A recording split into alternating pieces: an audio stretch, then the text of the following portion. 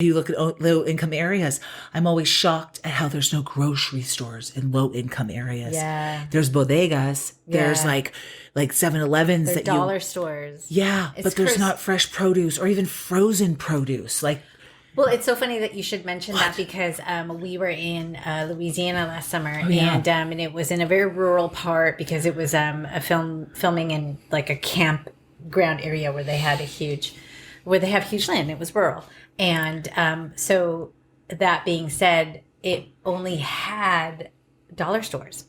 And general dollar stores, is that what they call them down there? Yes. Yeah. And that was the first time for me to see that. I was like, oh, it must be a South thing. And I read an article where there's a lawsuit, I think, or something having to do with dollar stores because they open up purposefully in low-income rural areas because then they can charge these prices that, the population affords that. However, it affects the nutritional value and health of the community because there is it's all frozen foods, frozen meats, outdated canned foods, all that kind of different stuff. And so they're contributing to, when everyone's looking at like the disproportionate advantages of being poor in America and wealthy and all the different things, that's part of the problem. And so the dollar store contributes to the negative health rates and all that kind of different stuff. And you have to kind of look at that because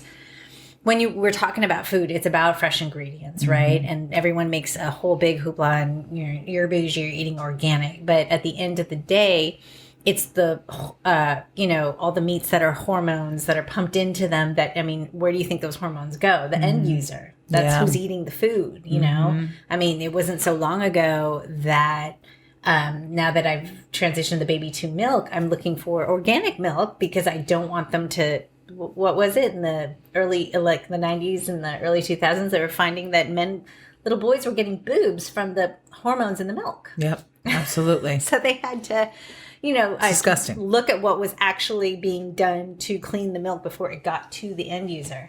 Yeah. And all those documentaries started coming out. And so you really do, America has the most, manipulated food? Overproduced. Yeah. It's over excess, and it started. Well, they've crossed over grains. If you're allergic to one nut, you're allergic to all nuts now because they've crossed, pollinated all of them.